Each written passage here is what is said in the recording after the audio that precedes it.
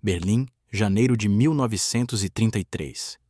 Enquanto os sinos soavam sobre uma cidade em transformação, os primeiros passos de botas ecoavam sobre o calçamento molhado. As janelas se fechavam. As conversas sussurradas substituíam as pregações ousadas. A Alemanha mudava, e com ela, a Igreja Adventista do Sétimo Dia.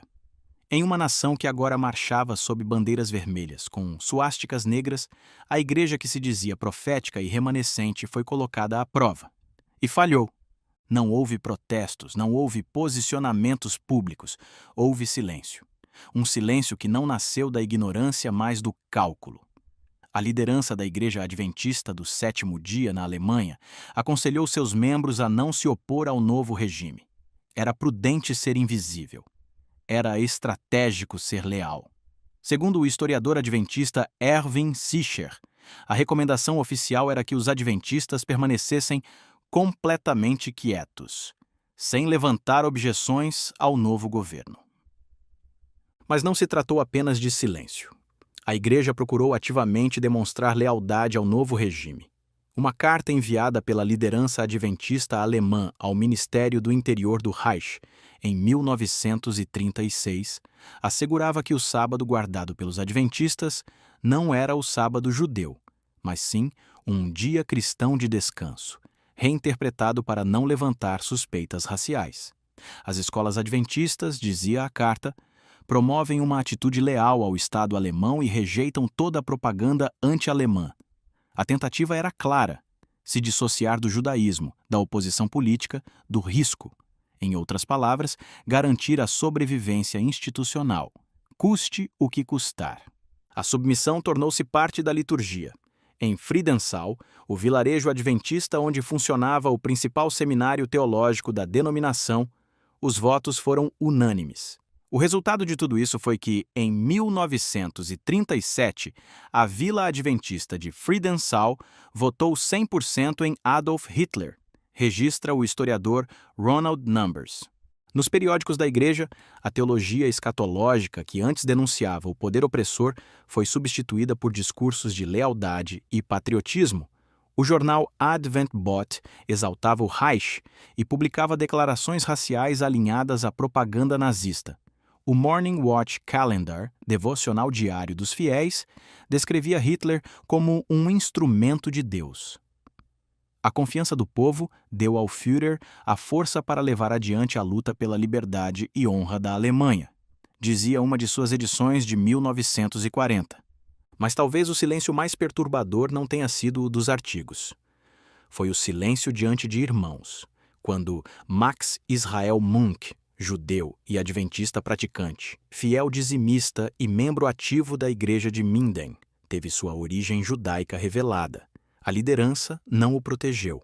O pastor ordenou: a partir de agora, nenhum membro manterá contato com a família Munk. Sua filha, buscando consolo, perguntou ao pastor se outros membros judeus estavam sendo tratados da mesma forma. A resposta foi seca: ainda não os contei. Outro caso brutal foi o de Manfred Wachenheimer, jovem judeu convertido ao adventismo em Leipzig. Mesmo após ser expulso formalmente da igreja para atender às exigências raciais do regime, ele continuava a frequentar os cultos em segredo. Seu pastor, Hermann Kobs, tentou defendê-lo, mas os membros o denunciaram à Gestapo. Wachenheimer foi preso em março de 1942 e enviado a Buchenwald, onde morreu por injeção letal. O boletim da igreja não fez menção, nenhuma palavra. Décadas mais tarde, a igreja de Leipzig instalou uma placa em sua memória. Mas era tarde demais. Poucos ousaram resistir. Um deles foi Karl Georg Harres, pastor adventista em Oldenburg. Em seus sermões insistia que todos os reinos terrenos passariam, inclusive o Reich. Em 1941, 3 agentes da Gestapo estavam na plateia. Harris foi preso e enviado para o campo de concentração de Grossrosen, onde morreu no ano seguinte. Suas últimas palavras conhecidas ficaram registradas nos documentos da polícia política. No cristianismo, um morreu por todos. No nazismo, todos morrem por um. Esses foram os raros profetas em um deserto de omissão. A maioria dos líderes, no entanto, preferiu adaptar-se. Nenhuma campanha foi organizada para ajudar membros judeus. Nenhum manifesto foi publicado contra as leis de Nuremberg. Nenhuma denúncia profética saiu das reuniões da liderança alemã da Igreja Adventista do Sétimo Dia. Segundo o historiador Daniel Heinz, as publicações do período quase não mencionavam o sofrimento judaico, mesmo quando a deportação e os campos de concentração se tornavam do conhecimento público. Em 2005, 60 anos após o fim da guerra, a Igreja Adventista na Alemanha e Áustria publicou um pedido oficial de desculpas. Reconheceu que havia glorificado Hitler em suas publicações e que não defendeu seus membros de origem judaica. Esta não é apenas uma página obscura da história adventista. É uma ferida aberta, um espelho, um alerta. Porque se a Igreja troca a profecia pela sobrevivência, ela traz sua missão. Se troca a fidelidade por conveniência, já não é remanescente, é cúmplice. E se troca o Evangelho por silêncio, já não segue o Cristo crucificado, mas um Cristo reescrito. Na primavera de 1935, o Seminário Adventista de Friedenthal, fundado para formar líderes comprometidos com a pregação da verdade, fechou as portas. Não por falta de alunos, nem por dificuldades financeiras, mas porque a nova ordem do Terceiro Reich havia deixado claro: para continuar existindo, a fé precisava ser remodelada. Na Alemanha de Hitler, a profecia teria que se curvar à política. Dentro dos gabinetes administrativos da União Alemã da Igreja Adventista do Sétimo Dia, decisões antes impensáveis começaram a ser tomadas. O vocabulário das publicações foi alterado. O conteúdo das aulas de teologia foi revisado. Sermões antes inflamados com mensagens apocalípticas agora eram cuidadosamente polidos para evitar qualquer ofensa ao regime. Os anjos de Daniel e o dragão do Apocalipse já não apareciam nas pregações, muito menos qualquer menção a reinos opressores ou alianças entre igreja e Estado. Mas talvez o gesto mais simbólico dessa transformação tenha sido a retirada deliberada de O Grande Conflito, de Ellen White, da lista de obras recomendadas e distribuídas. Era o livro mais profético, mais direto, mais confrontador. Era o livro que denunciava o uso do poder civil para impor religião. Era o livro que falava do clímax da história, da queda de Babilônia, da perseguição aos supostos verdadeiros fiéis. E foi considerado perigoso. Não foi censura imposta por Berlim, foi autocensura. A liderança adventista escolheu deixar o livro de lado, não porque discordasse dele, mas porque o regime não o toleraria. O mesmo regime que promovia esterilizações forçadas, propaganda racial e culto ao Estado, não poderia ser denunciado por um livro que chamava essas estruturas de satânicas. Das poucas obras permitidas pela censura, destacava-se O Caminho a Cristo, por sua abordagem espiritual à política. Pastores adventistas, mesmo sabendo que metade do livro, O Caminho a Cristo, não tinha sido criado por Ellen White, e sim plagiado de outros autores e criado por sua assistente, continuaram promovendo como uma ferramenta que apaziguasse o foco sobre a Igreja Adventista. O que foi mantido? Um devocional leve, uma espiritualidade interiorizada, um cristianismo que não incomodava. No lugar de trombetas proféticas vieram melodias conciliadoras, e no silêncio do púlpito a fé foi sendo editada. Na tentativa de evitar qualquer associação com o judaísmo, o sábado foi cuidadosamente redesenhado. Não se usava mais a palavra Sabbat, preferia-se Ruhetag, dia de descanso. E nas comunicações oficiais garantia-se que o sábado adventista não era o sábado dos judeus, mas uma tradição cristã própria, purificada. A liderança alemã escreveu ao governo nazista afirmando: o sábado dos adventistas não é o sábado judeu, mas sim um dia cristão de descanso. A estratégia era evidente: dissociar a identidade da igreja de qualquer elemento que pudesse levantar suspeitas. E sob um regime declaradamente antissemita, isso significava eliminar qualquer traço que soasse judeu. A liderança adventista, então, passou a forjar uma nova narrativa em torno do sábado, afirmando que sua observância não tinha relação com o judaísmo, mas era uma prática cristã distinta e purificada.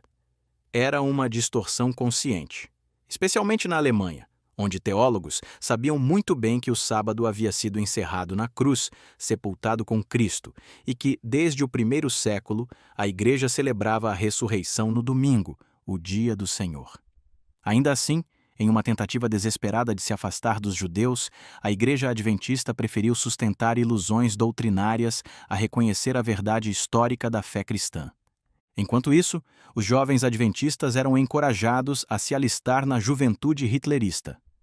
As escolas da Igreja introduziram o ensino de valores patrióticos alinhados ao Reich.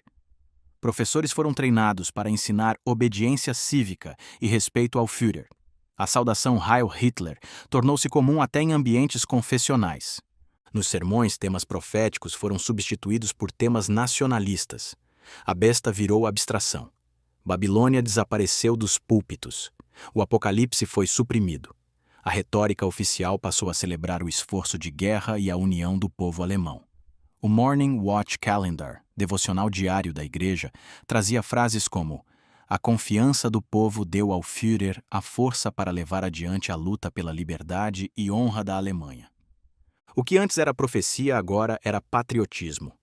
A liderança eclesiástica tentou se convencer de que tudo era uma adaptação temporária. Mas não era. Era transformação doutrinária. Era uma nova teologia sendo forjada, não a partir das Escrituras, mas das diretrizes do Estado. A obediência ao governo foi elevada ao nível de mandamento. Uma declaração oficial da União Adventista na Alemanha afirmava: "É direito divino obedecer às autoridades do Estado, desde que não contradigam claramente a Bíblia." Mas quem decidia o que contradizia claramente a Bíblia? Quando o Estado mandava expulsar membros judeus da Igreja, a Bíblia se calava. Quando o Estado proibia cultos sabáticos em certos contextos, a obediência cristã era suspensa? A doutrina do sábado foi reformulada para caber dentro do regime, e a profecia, uma vez considerada a maior contribuição adventista ao mundo cristão, foi relegada ao esquecimento litúrgico. Em vez de denunciar os poderes do mal que operavam por meio de governos e religiões unidas, os sermões passaram a exaltar a ordem, a disciplina, a autoridade. Poucos ousaram resistir. Entre eles, o professor Kurt Seidel, da Escola de Teologia em Friedenthal. Em suas aulas, incentivava os alunos a refletirem sobre liberdade de consciência, justiça e o papel profético da Igreja. Suas lições começaram a incomodar. Foi dispensado sem explicação. Seus apontamentos desapareceram dos arquivos. Seu nome não foi mais citado nas reuniões oficiais. O mesmo destino teve Karl Georg Harris, o pastor que se recusou a dizer Heil Hitler, que continuou pregando Daniel 2 mesmo sob risco, e que afirmava: "Todos os reinos terrenos cairão." 3 agentes da Gestapo estavam entre os ouvintes quando ele afirmou isso. Foi preso. Morreria meses depois, espancado, no campo de Grossrosen. Enquanto isso, a maioria preferia a prudência. A sobrevivência institucional tornou-se prioridade máxima. A Igreja queria continuar funcionando, mesmo que para isso tivesse que apagar sua própria identidade. O impacto foi profundo. O Grande Conflito, o livro que deveria ter sido o manual espiritual para os tempos de crise, desapareceu das estantes. Ellen White ainda era citada, mas apenas nas partes devocionais. O profético foi mutilado. O espírito de resistência se dissolveu. A trombeta deu um som incerto. E mesmo diante do crescente número de judeus deportados, mesmo diante da noite que se abatia sobre a Europa, mesmo com igrejas sendo fechadas e irmãos sendo levados, os líderes seguiam em silêncio. A única prioridade era manter as instituições abertas, os templos funcionando, os jornais circulando. Este é o momento em que a fé se dobrou. Não foi um grito, foi um silêncio. Um silêncio feito de decisões, de ajustes, de cortes. Um silêncio impresso em boletins. Um silêncio repetido nos púlpitos. Um silêncio que custou vidas.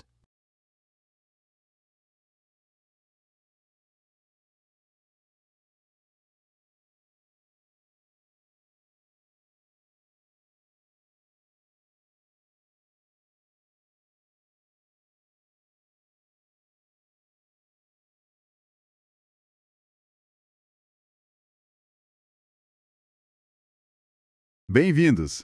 Hoje vamos mergulhar em fontes históricas bem densas. Vamos falar da relação complexa e muitas vezes tensa entre a Igreja Adventista do Sétimo Dia e o regime nazista na Alemanha.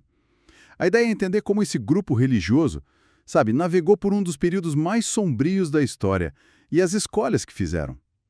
Os adventistas chegaram lá na Alemanha no finalzinho do século XIX e foram crescendo, principalmente com trabalho assistencial, educacional. Em 1933, eles já tinham membros influentes e bastante recurso, em parte por causa do dízimo. Isso deu uma certa autonomia e se adaptaram localmente, liturgia, publicações. Sim, e tem um ponto anterior que é fundamental, que foi a Primeira Guerra Mundial. A liderança mundial adventista era pacifista, mas a seção alemã ignorou isso. Permitiram que os membros fossem combatentes. Isso meio que abriu um precedente, de ceder em nome de emergências nacionais. Entendi. E aí já na República de Weimar, antes de Hitler chegar ao poder, as publicações adventistas já mostravam um lado bem nacionalista, conservador.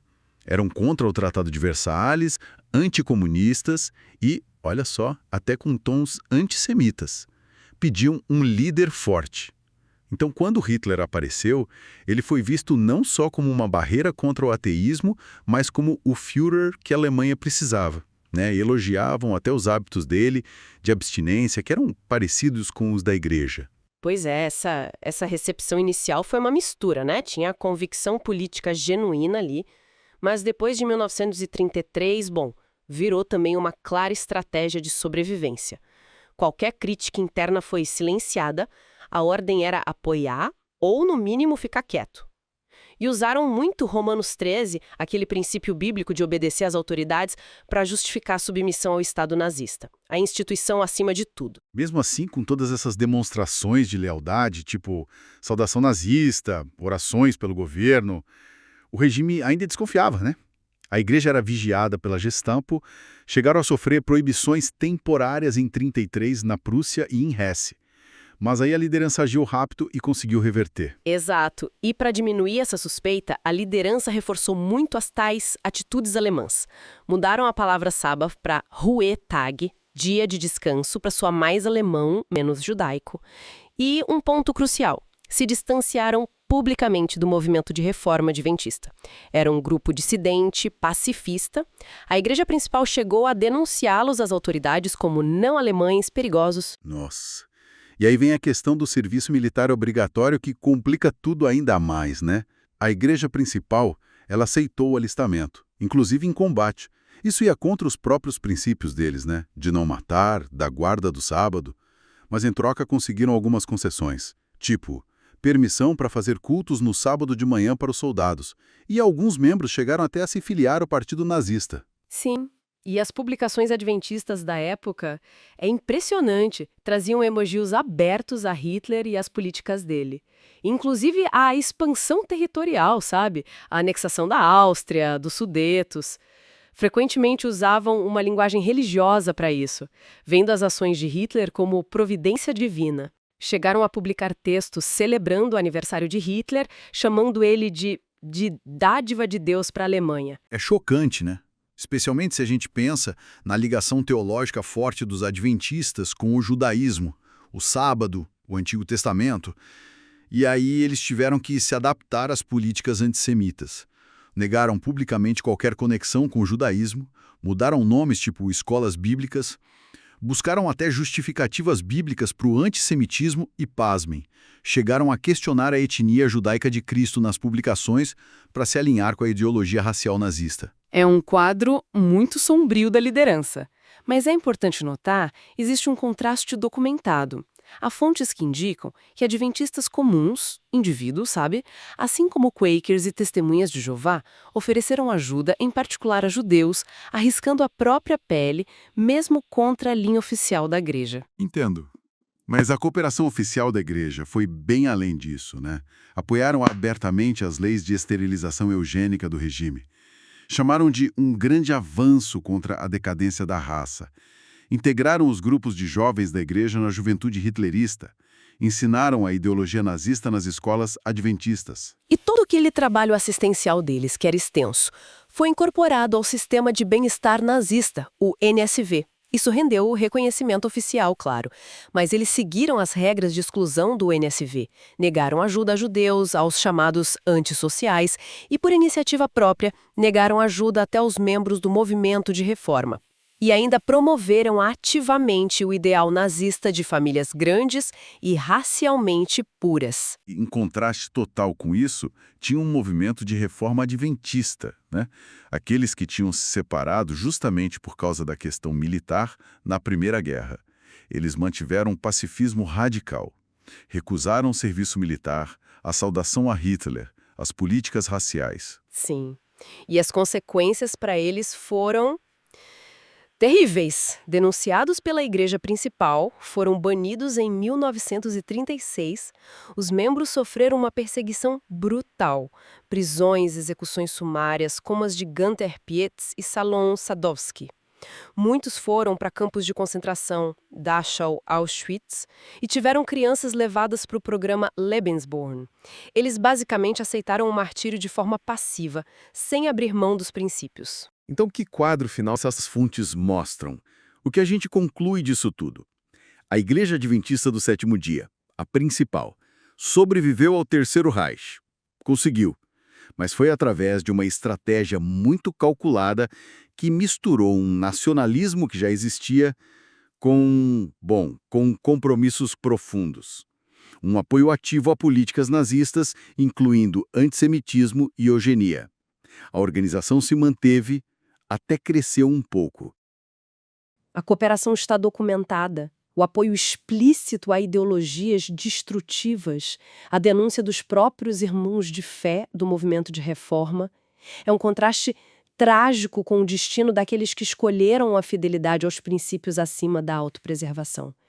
As justificativas que vieram depois da guerra, falando de ignorância, de ingenuidade, elas ficam difíceis de sustentar diante do apoio explícito que a gente encontra nas publicações da própria igreja na época. Fica realmente a reflexão, né? Até que ponto a busca pela sobrevivência de uma instituição pode justificar o compromisso com ideologias tão destrutivas?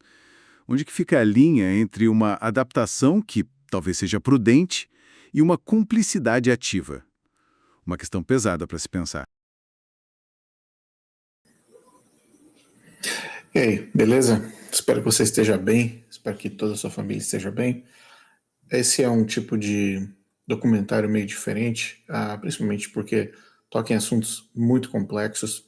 E uma das decisões que eu tomei foi não ir muito profundo nos detalhes, principalmente por questões visuais, sensíveis e também de extrema violência que envolveram essa situação toda. Bom, é fato que a Igreja Adventista do Sétimo Dia alterou todas as suas defesas, os seus valores para se alinhar com o nazismo. E muitas pessoas perguntam se essa foi realmente uma coisa que eles poderiam ter evitado, né? E existem muitos adventistas que falam, nossa, qual foi então a igreja, qual foi o movimento, quem foram os heróis da fé do período nazista na Alemanha e na região, na Europa, que se voltaram contra o nazismo. E se você acompanhou nessa última fase, essa parte do meio agora que você acabou de ouvir, se você acompanhou essa parte desse trecho, esse trecho é um estudo, se eu não me engano, de 19 a 20 páginas, feito especificamente sobre as religiões, novas religiões, ou consideradas seitas, como no próprio documento da historiadora, ela apontou como seitas, né? Ela menciona Testemunhas de Jeová, Mormons, Adventistas, entre outros movimentos sectários que existiam na época, na Europa e na Alemanha especificamente. Muito bem, qual o contexto? Existia uma possibilidade da Igreja Adventista como organização, e na época, uma organização já com uma certa solidez, com uma certa presença, com instituições educacionais, com movimentos sociais ou solidários, né? Como a ADRA, por exemplo, movimentos similares, né? A ADRA na época. Existia alguma possibilidade da Igreja Adventista se voltar contra o governo, o movimento nazista, etc.? E eu acredito que sim, porque existem vários documentos, principalmente nesse estudo que vai estar aqui abaixo para você baixar, em PDF.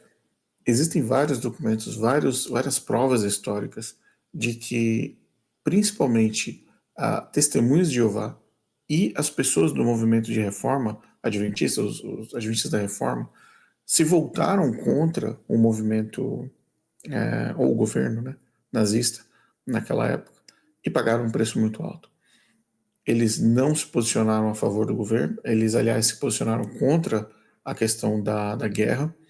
E essa questão da guerra é muito sensível, porque se você vai para a guerra por razões suas, porque você acredita que você tem que defender sua pátria, seja de qual forma, aí eu sei que no Brasil isso é um pouco fora do contexto da sociedade, o Brasil nunca entra em guerra, mas aqui nos Estados Unidos é uma realidade, por exemplo. Em outros países do mundo é uma realidade do dia a dia, essa questão da guerra, dos conflitos. E é complexo de uma forma ou de outra, é complexo você olhar para essa questão da guerra, do militar, do alistamento, sem colocar à frente de tudo a liberdade de consciência. E esse é um dos problemas, eu repito constantemente. Na Igreja Adventista não existe liberdade de consciência. Não existe. Não existe liberdade de consciência para você discordar, para você pensar diferente, para você questionar, para você ir contra a organização. As pessoas são punidas de todas as formas possíveis que você pode imaginar. Então, não foi diferente, eu falo isso com todas as letras, não foi diferente com relação ao período nazista. Interessante é que a Igreja Adventista já vem se posicionando, se aproximando de um governo, vamos dizer assim, ultraconservador, de direita, ou chame do que você quiser, muito antes de Hitler até ter se colocado nas eleições como uma opção. Porque Hitler não toma o poder da noite para o dia. Isso é um processo que vai acontecendo gradativamente. Os votos vão entrando num partido, na verdade, que nem existia. O partido vai entrando aos poucos, vai conseguindo poder aos poucos. E é típico do Adventismo do sétimo dia, é típico do Adventismo andar paralelo com governos e tentar absorver o máximo desses governos. Só que eles mexeram com um monstro que iria se transformar no pior do que já existiu na história recente, que a gente pode dizer, século XX, foi ontem, né? Então, é triste essa história. Agora, vamos piorar a situação um pouco, como você viu. Os adventistas do sétimo dia não apenas se posicionaram do lado dos nazistas, eles ajudaram na perseguição tanto de judeus, quanto de pessoas de cor, quanto de pessoas que não pertenciam à Alemanha como cidadãos alemães, imigrantes e principalmente alemães que estavam se voltando contra o governo nazista. Os adventistas do sétimo dia mandaram perseguir os adventistas do movimento da reforma. Eles mandaram perseguir, eles diziam onde os reformistas estavam. Os adventistas do sétimo dia diziam onde os testemunhos de Jeová estavam, onde os mormons estavam. Então, existia toda uma participação da igreja adventista ativa em favor do governo nazista para que ela, igreja adventista, tivesse condições, tivesse voz, tivesse seus privilégios preservados. Mas foi a mesma igreja adventista que abriu mão do sábado por muitas e muitas vezes quando o governo dizia não. Não, vocês não vão abrir a igreja no sábado. Ou vocês não vão cultuar no sábado. Sim, senhor. Ponto final. Então, pessoas morreram em campos de concentração, câmaras de gás, injeções letais, alvejadas. Pessoas que foram perseguidas, punidas pela Igreja Adventista do Sétimo Dia, em conluio, em parceria, em trabalho conjunto com o governo nazista. Então, o Adventista do Sétimo Dia, hoje, em 2025, avançando no tempo, chegando no nosso tempo de hoje, o Adventista do Sétimo Dia, ele gosta de ser feito de idiota. Ele gosta de ser feito de idiota. Porque, para pensar na seguinte premissa, se a Igreja Adventista do Sétimo Dia, de uma forma ou de outra, prega e você acredita adventista com todo o seu coração, com todo o seu coração, com toda a sua fé, você acredita que quando chegar um decreto dominical, a Igreja Adventista vai se voltar contra o governo dos Estados Unidos? Isso é de brincadeira. Porque se não fosse os Estados Unidos entrar na guerra, é capaz o Hitler estar aí e os seus súditos estarem no poder até hoje. Então, desculpa quebrar as suas esperanças, mas a Igreja Adventista, você está falando o quê? Dos mentirosos 22 milhões de membros ou dos 8 milhões de membros que aparecem na igreja, os gatos pingados que aparecem na igreja no mundo todo? Todos sabem dos 8 milhões, 9 milhões, que o próprio Ty Gibson já disse que esse é o número real.